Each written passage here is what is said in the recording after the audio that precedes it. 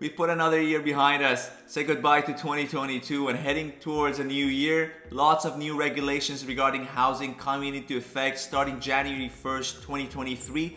We'll take a look at all that, looking at the numbers and stats for the month of November regarding housing and much more in this episode. Let's get going.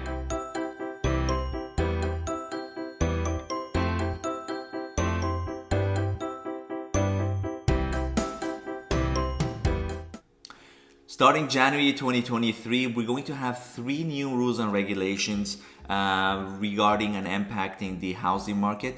The first is the new anti-flipping rule. The second is the new vacancy tax. This is municipal level with the city of Ottawa. And then the third is the federal foreign ban on investments. Taking a look at the new anti-flipping regulations. Up to this point, a lot of investors in terms of renovators or flippers on a small scale were purchasing homes, renovating it, and residing inside the home. So they were saying that this is our primary residence. And then less than 12 months, they would sell that. So the idea was to avoid paying capital gains tax. No longer that is the case. So that cannot be a shelter anymore. If you purchase a home and sell it less than the period of 12 months, the government will look at it as a business and you will be taxed capital gains. So that is the new rule, the first rule that is going to be implemented January 1st, 2023. The second is on a municipal level, is the new vacancy tax.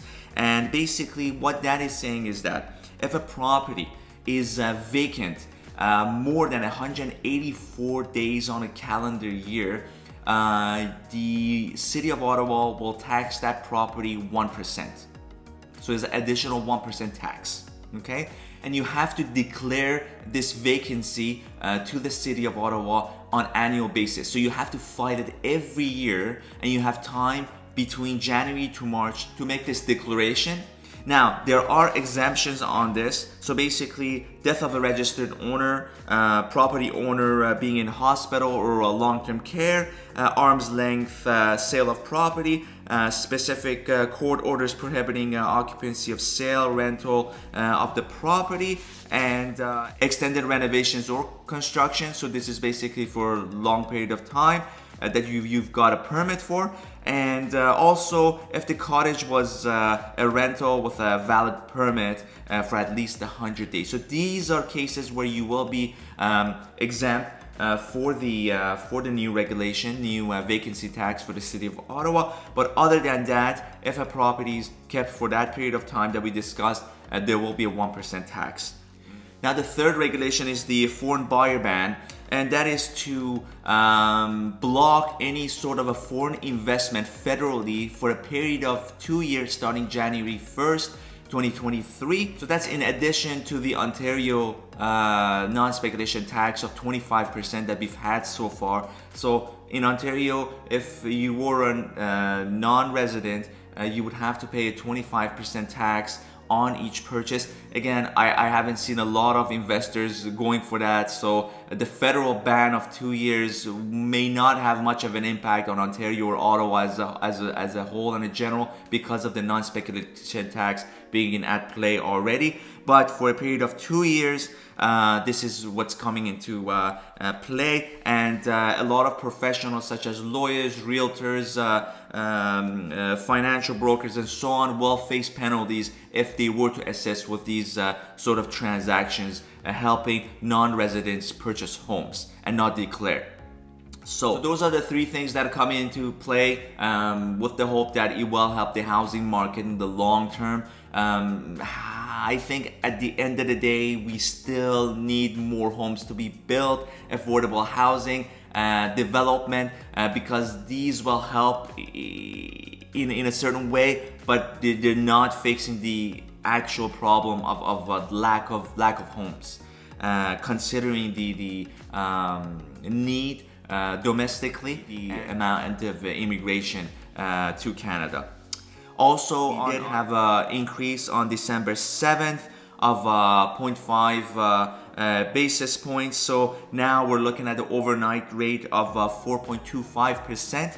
And with the bank costs, so the prime rate of the cost of borrowing with the banks and everything, you're looking at the prime rate of 6.45%, which I'm hearing from the different sources that it's likely that this is pretty much, we're looking at the end now, and hopefully optimistically towards October 2023 we may see the reverse of it happening, and it's happened in the past as well. So this is basically battling with inflation with the hope that there will be an adjustment on that, and when that happens, I don't think these are feasible. Yes, we are looking at new rates now, all those all-time low rates. I don't think we'll see that anymore, but these rates aren't realistic either. I believe this is just a temporary, and it will go back down come towards the mid or towards the end of next year. So that's that. Now let's take a look at the numbers for the month of November. Looking at the number of sales for residential freeholds, non-condominiums for 2022. We had 658 units sold, and in 2021, 1,084. So that's a drop of almost 40%. And looking at the residential average sale price, we're looking at 2022 680,000 and 2021 717,000. So we have dropped about 5% in average. Now this is Ottawa and surrounding, and when we focus a bit more in the core, the numbers vary slightly. Now looking at the condominiums, number of sales for 2022 188 versus 372 for 2021, and that's almost a drop of 50%. And look at the condominium average sale price for 2022 of 415,000 approximately versus 2021 432,000. So that's a drop of almost 4%. And now let's take a look at the residential freeholds, more specifically within the Ottawa region, looking at the number of lists versus number of sold units. For November of 2022, we had 1,471 active listings versus 474 sold units. And you see the number of active listings is basically dropping. So again, not a lot of motivation for sellers per se, unless you really have to do that. And we're seeing a trend now. Things are starting to adjust themselves, but a lot of inventory right now. So if you're in a position to purchase something and you want to avoid any sort of headache down the line, yes, it's a harder times, uncertain times right now, but again, we are bound to see what we witness if not a lot of homes being built is continuous towards 2024-25. We will see the same market that we had in terms of the multiple offers and the hiking prices, and now would be the ideal time. Looking at the previous year, 2021, we had 468 active units and 760 sold units. Now, look at the residential list price to sold price ratio. For the month of November, we had 96.4%. And look at the previous year, it was 101.1%. Now, here's the key thing. We always talk about how the average price is dropping. Now it's really holding. It's not moving that much. So we are getting a better feel for what we're dealing with at the moment. Looking at the average price for the residentials for month of November 2022, 724,000 versus 765,000 approximately. So the average price has dropped year over year. Okay. And the residential days on the market, we're looking at 27 days for November and 16 days. So it's almost twice as long a home would take to sell now compared to last year. Again, last year was not a normal thing, I believe. As it has always been through the years, you were looking at about somewhere between the ballpark of 40 to 60 days for a home to sell within the Ottawa region, if we look at the historic trend. Now, look at the condominium market. The list price versus sold price.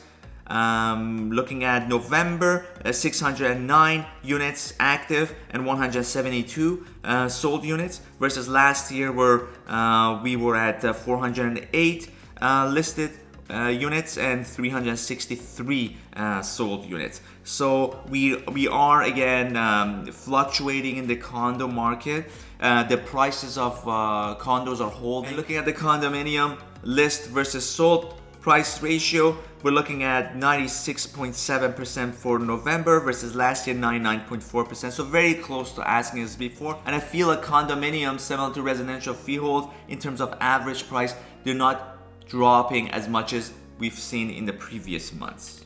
So looking at the condominium average price per month, you're looking at $425,000 approximately for month of November 2022 versus previous year of $438,000. So we have dropped in terms of average, but not significant. Looking at the days on the market, 29 days versus 25 days year over year for the condominiums. Not a lot of change in the condo market.